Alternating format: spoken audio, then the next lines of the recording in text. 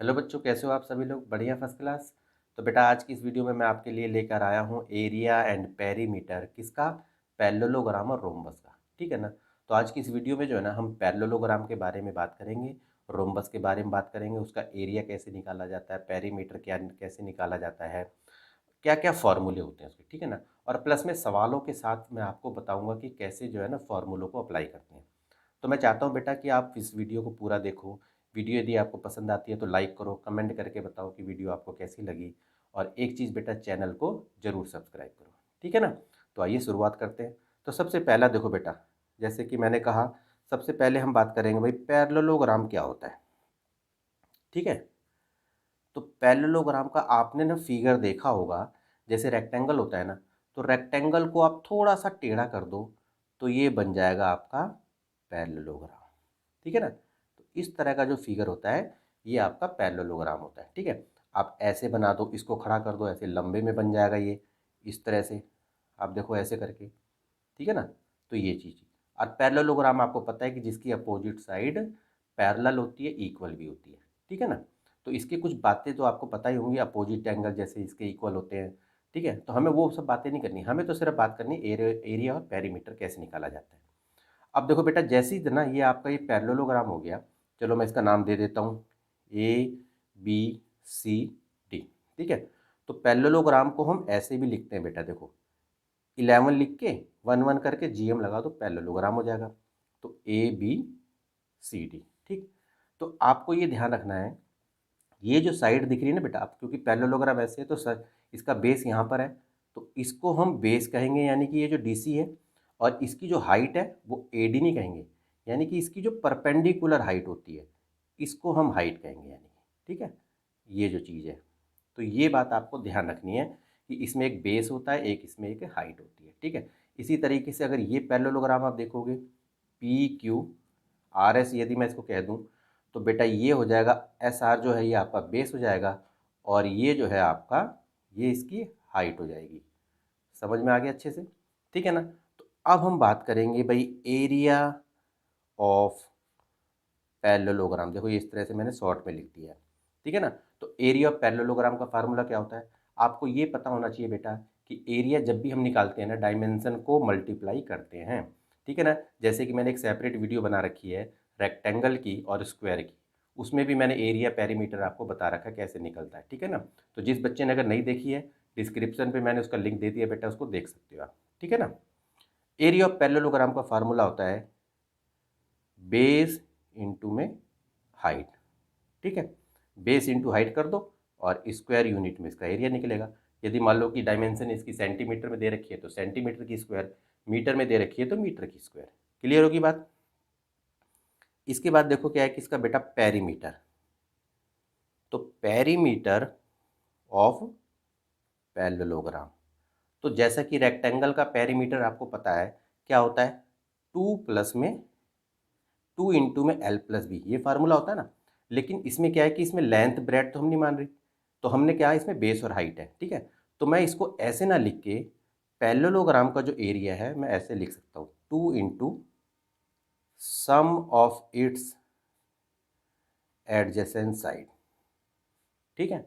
ये आपको ध्यान रखना है। अब एडजेसेंट साइड कौन सी है? वही चीज़ है, बात वही है, जैसे लेंथ ब्रेड है ना बेटा। तो जैसे कि देखो ये इसकी एक साइड और ये वाली साइड, जैसे AD और DC, तो ये एडजेसेंट साइड कहलाती है। ठीक है। जैसे इस साइड से ये साइड जुड़ी हुई है तो ये एडजेसेंट साइड कहलाएगी। तो बस आपको ध्यान रखना है कि perimeter of parallelogram 2 into sum of its adjacent side, ये फार्मूला आपको लिखना है। ये ओनली यूनिट में होता है। ये तो बात आपको समझ में आ गई अच्छे से। ठीक है ना। अब दूसरी बात आती है बेटा हमारे रोम्बस की। तो पहले मैं आपको फॉर्मूले बताऊंगा, फिर क्वेश्चन में कैसे इसको अप्लाई करते हैं, कैसे निकाला जाता है ना, वो भी आपको मैं बताऊंगा। ठीक है ना। अब जैसे कि देखो आप, जैसे आपने देखो एरिया ऑफ पैरेललोग्राम लिखा, बेस इंटू हाइट हो गया हमारा। ठीक है। यदि आपको बेस निकालना होता, मान लो अगर आपको बेस निकालना होता, तो आप क्या करते भाई, एरिया ऑफ पैरेललोग्राम और अपॉन में हाइट को कर देते, तो यानी कि इस तरह से बेस निकल जाता। वही वाली बात है। ठीक है ना। और यदि आपको हाइट निकालनी होती तो आपने एरिया अपॉन में बेस, यानी कि हाइट। तो इस तरह से आप ये फार्मूले बना सकते थे। ठीक है ना। अब मैं बात करूँगा रोम्बस की। रोम्बस कैसा होता है। रोम्बस आपको ध्यान रखना है कि रोम्बस जो है ना बेटा, जिसकी ऑल साइड इक्वल होती है, ये स्क्वायर का ही भाई समझ लो। तो जैसे कि इस तरह से भी आप इसको बना सकते हो। चलो मैं नाम दे देता हूँ पहले, ए बी सी डी। तो इसकी ऑल साइड इक्वल होती है, बस ध्यान रखना ये थोड़ा सा पैरेललोग्राम की तरह ही टेढ़ा होता है, ठीक है ना। स्क्वायर तो बिल्कुल सीधा होता है ना, सारे एंगल 90 के होते हैं, बस इसके एंगल 90 के नहीं होते, थोड़ा सा टेढ़ा होता है ये। इसको ऐसे बनाओ, चाहे इसको ऐसे बना दो, ठीक है, इस तरह से भी बना सकते हो आप। तो ये है बेटा रोम्बस। तो ध्यान रखना आपको, रोम्बस की ऑल साइड इक्वल होती है। तो चलो जी, इसके एरिया की बात करते हैं हम। तो एरिया ऑफ रोम्बस यदि आप कहोगे तो बेटा इसके दो फार्मूले होते हैं, ध्यान रखना। एक तो होता है 1/2 into product of its diagonals, ठीक है। इसको ऐसे लिखो चाहे ऐसे लिख दो, 1/2 D1 इंटू में D2, डायगनल 1 डायगनल 2, उनको प्रोडक्ट करके 2 से डिवाइड कर दो, तो ये फार्मूला बन जाता है हमारा, ठीक है ना। और एक फार्मूला और होता है रोम्बस का एरिया का, वो क्या होगा, साइड इंटू अल्टीट्यूड। एक फार्मूला ये याद रखना है आपको, साइड इंटू अल्टीट्यूड, ठीक है। ये दो फार्मूले आपको पता चल गए, ठीक। अब बात आती है बेटा इसकी पेरीमीटर, पेरीमीटर ऑफ रोम्बस। तो जैसा कि आपको पता है कि भाई रोम्बस की सारी साइड इक्वल होती है जैसे स्क्वायर की होती है, तो जो स्क्वायर का पेरीमीटर होता है ना, वही रोम्बस का भी पेरीमीटर है। तो 4 इंटू में साइड, पेरीमीटर आपको पता है कि बाउंड्री जो होती है, ठीक है ना, उसको बस प्लस कर दो तो वो आपका फॉर्मूला बन जाता है। तो 4 इंटू साइड जो है हमारा, वो पेरीमीटर आ जाएगा, और ये बेटा यूनिट में निकलेगा, और ये जो एरिया था वो स्क्वायर यूनिट में निकलेगा। इतनी बात आपको याद रखनी थी, ठीक है ना। तो ये कुछ बात थी बेटा पैरेललोग्राम का एरिया पेरीमीटर, रोम्बस का एरिया पेरीमीटर हमने किस तरह से निकाला, किस क्या क्या फार्मूले होते हैं, ठीक है ना। अब मैं क्वेश्चन के अकॉर्डिंग आपको बताऊंगा कि कैसे ये फार्मूले जो है ना अप्लाई होते हैं। क्वेश्चन में अप्लाई करना बहुत जरूरी होता है, ठीक है ना। तो आइए देखते हैं। देखो बेटा क्वेश्चन नंबर 1 देखो क्या कह रहा है ये, find the area of parallelogram with base 8 centimetre है, अल्टीट्यूड आपका 4.5 सेंटीमीटर है। देखो कितना ईजी सवाल दे रखा है ये, ठीक है ना। आपको पता है कि बेस कितना है, बेस आपने लिखा 8 सेंटीमीटर, अल्टीट्यूड कितना दे रखा है आपको, अल्टीट्यूड 4.5 सेंटीमीटर दे दिया है। हमें क्या निकालना है, एरिया ऑफ पैरेललोग्राम। फार्मूला क्या होता है जी, बेस इंटू अल्टीट्यूड बोलो चाहे हाइट बोलो, वो एक ही बात है, ठीक है ना। तो बेस कितना दे रखा है 8, और ये कितना दे रखा है 4.5, ठीक है। तो इसको हम मल्टीप्लाई करेंगे तो कितना आ जाएगा हमारा, 8 पंजे 40, 8 चौक 32, 4 36, तो पॉइंट। तो कहने का मतलब ये हो गया 36 सेंटीमीटर की स्क्वायर हमारा आ गया एरिया पैरेललोग्राम का। देखो कितना आसान सा था, ठीक है ना। इसी तरीके से देखो बेटा सेकंड क्वेश्चन, ऐसे ही ना कुछ क्वेश्चन लूँगा थोड़े से इंटरेस्टिंग, ताकि आपको समझ में आ जाए कि कैसे इन सवालों को किया जाता है, ठीक है ना। अब देखो सेकंड क्वेश्चन क्या कह रहा है, एरिया ऑफ रोम्बस आपको दे रखा है, तो यहाँ लिखो पहले आप। देखो क्या क्या दे रखा है वो गिवन, यहाँ लिख दो पहले आप। देखो एरिया ऑफ रोम्बस कितना दे रखा है 28 स्क्वायर मीटर, और पेरीमीटर भी दे रखा है इसका। देखो आप, पेरीमीटर आपको दे रखा है 28 मीटर। हमें निकालना क्या है, अल्टीट्यूड निकालना है। तो अल्टीट्यूड मेरे को निकालना है। अब आप ये देखो कि भाई अल्टीट्यूड में कैसे निकालूं। तो आपको ये पता है कि भाई रोम्बस का जो होता है, एक तो साइड इंटू अल्टीट्यूड भी फार्मूला होता है, क्लियर बात होगी ना। तो सबसे पहले तो मुझे साइड निकालनी है, तो साइड में कैसे निकालूंगा, पेरीमीटर से। अब आपको पता है कि पेरीमीटर ऑफ रोम्बस 28 दे रखा है, पेरीमीटर कितना दे रखा है 28 मीटर दे रखा है।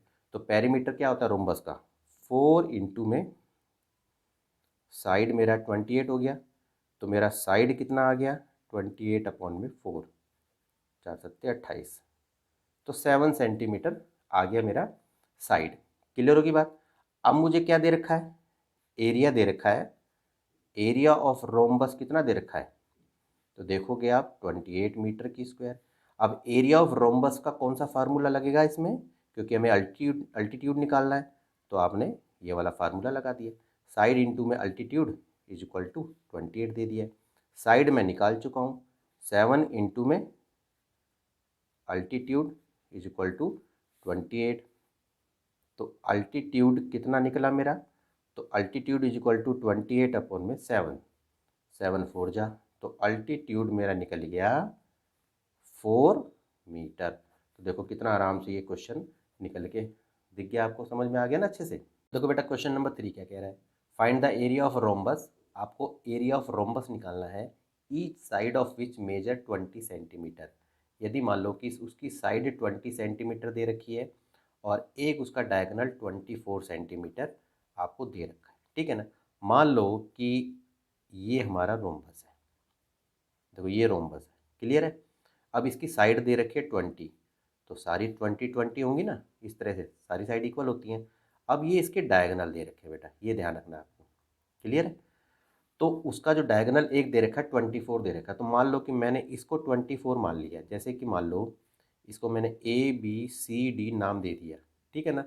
तो मैंने जो BD डायगोनल है ना उसको मैंने 24 सेंटीमीटर मान लिया है, और AB यानी कि साइड जो है वो 20 सेंटीमीटर है। अब आपको निकालना क्या है, एरिया निकालना है। तो अब मैं एरिया निकालने के लिए क्या करूँगा, मुझे एक डायगोनल तो दे रखा है, तो मैं दूसरे डायगोनल को निकाल के वो वाला फार्मूला लगा दूंगा, 1/2 इंटू D1 इंटू D2, ठीक है ना। तो मैं वो कैसे निकालूं, तो आपको ये पता है कि बेटा कि जो रोम्बस होता है ना, रोम्बस के जो डायगोनल होते हैं ना वो क्या होते हैं, 90 डिग्री पे बाइसेक्ट होते हैं, ये आपको ध्यान रखना है। तो जैसे कि देखोगे आप, चलो मैं यहाँ पर ओ डाल देता हूँ, तो देख रहे हो कि यहाँ पर एक राइट ट्रायंगल बन रहा है, ठीक है ना। तो अब आपको पता है कि जैसे BD की लेंथ 24 है, तो ये जो BO दे रखा है, ठीक है ना। तो अगर मान लो मुझे BO निकालना है, तो आपको पता है 1/2 इंटू में BD होगा, उसका आधा होगा, तो BD 24 है तो इसको काट दूंगा मैं, तो 12 सेंटीमीटर आ जाएगा, क्लियर है। अब मुझे AO निकालना है, तो अगर मुझे AO निकालना है तो मैं पाइथागोरस थ्योरम यूज करूंगा, क्योंकि ये राइट ट्रायंगल है, आप देख सकते हो।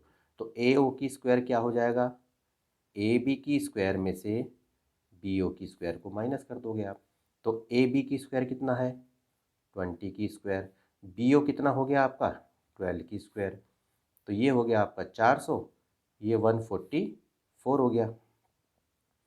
तो 400 में से 144 अगर आपने घटाया तो 256 आ गया। अब ये रूट जो है यहाँ चढ़ा दोगे तो 256 हो जाएगा। तो AO का यदि आप 256 का स्क्वायर रूट निकालोगे तो ये आपका हो जाएगा 16 सेंटीमीटर। तो AO निकल गया मेरा, ठीक है। लेकिन मुझे तो निकालना है AC, तो 2 इंटू में AO के बराबर होगा, क्योंकि वो बाइसेक्ट होता है तो उसका डबल होगा। तो 2 इंटू 16 कितना हुआ, 32 सेंटीमीटर।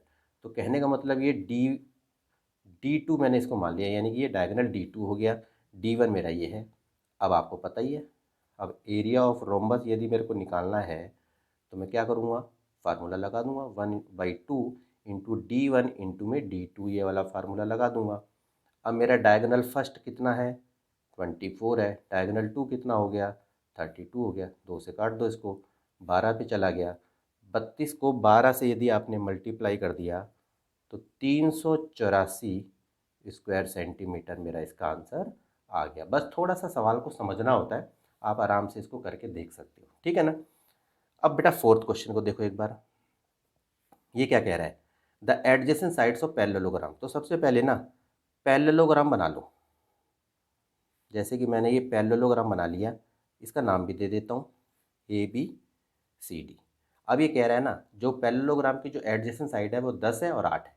तो मान लो कि ये हो गई 10 मीटर और ये हो गई 8 मीटर, क्लियर है। तो आपको तो ये पता ही है 10 ही है तो ये भी 10 होगा, 8 ही है तो ये भी 8 होगा, क्योंकि अपोजिट साइड इक्वल होती है, क्लियर होगी बात। अब ये कह रहा है कि if the distance between the longer side is 4, अगर जो लॉन्गर साइड है, लॉन्गर साइड वाला जो है उसका डिस्टेंस 4 है, तो ये इसका डिस्टेंस 4 मेरे को दे रखा है ये वाला, ठीक है। तो इसको मान लो मैंने ABC मान लिया, तो इस पॉइंट को मैंने D बोल दिया यहाँ पर। हमें निकालना है कि find the distance between the shorter side. तो शॉर्टर साइड का जो डिस्टेंस है, कहने का मतलब मुझे ये वाला डिस्टेंस निकालना है, तो इसको मैंने बोल दिया, ये पॉइंट E मान लिया, मान के चलो ऐसे, क्लियर है। अब मैं इसको सवाल को करूँगा तो समझो आप कैसे हो रहा है ये सवाल। आपको ये पता है कि एरिया ऑफ पैरेललोग्राम क्या होता है, एरिया ऑफ पैरेललोग्राम, तो आपको पता है बेस इंटू हाइट होता है। तो बेस मैंने ये माना यानी कि DC, और हाइट मैंने मान लिया AD। तो DC मेरा कितना है 10 मीटर और AD मेरा कितना है 4 मीटर। तो ये तो 40 मीटर की स्क्वायर बेटा ये मेरा हो गया। क्लियर है, मैंने एरिया निकाल दिया पैरेललोग्राम का। ठीक है, अब मैंने क्या करा कि अगेन मैंने दोबारा पैरेललोग्राम का एरिया निकाला। अगेन एरिया ऑफ पैरेललोग्राम, तो आपको फिर पता है कि बेस इंटू हाइट ही तो होगा। इस बार मैंने बेस ये मान लिया AD, यानी कि AD, और हाइट मैंने मान ली CE, ये जो मैंने CE माना है। ठीक है, तो मेरा ये बन गया। तो एरिया तो मेरा कभी बदलेगा नहीं ना, यानी कि मेरा एरिया जब मैंने एक बार निकाल दिया तो ऐसे निकालोगे तो भी एरिया मेरा यही रहेगा। तो मैंने यहाँ पर लिख दिया यही एरिया रहेगा। अब मेरा AD की लेंथ कितनी दे रखी है 8 मीटर। अब CE मेरे पास है नहीं तो इसको मैंने ऐसे ही लिख दिया 40 हो गया। तो CE 40 और अपन में 8 कर दोगे तो 8 कम 8, 8 पंजे 40। तो CE यानी कि 5 मीटर आ गया, यानी कि distance between the shorter side का मेरा जो है 5 मीटर आ गया। ठीक है ना, तो इस तरह से ना इन सवालों को बेटा आप करके देख सकते हो। ठीक है ना, अगर बेटा ये मेरी वीडियो आपको अच्छी लगी है तो इसे बेटा लाइक करो, कमेंट करके बताओ कि ये आपको वीडियो कैसी लगी, और बेटा चैनल को ज़रूर सब्सक्राइब करो।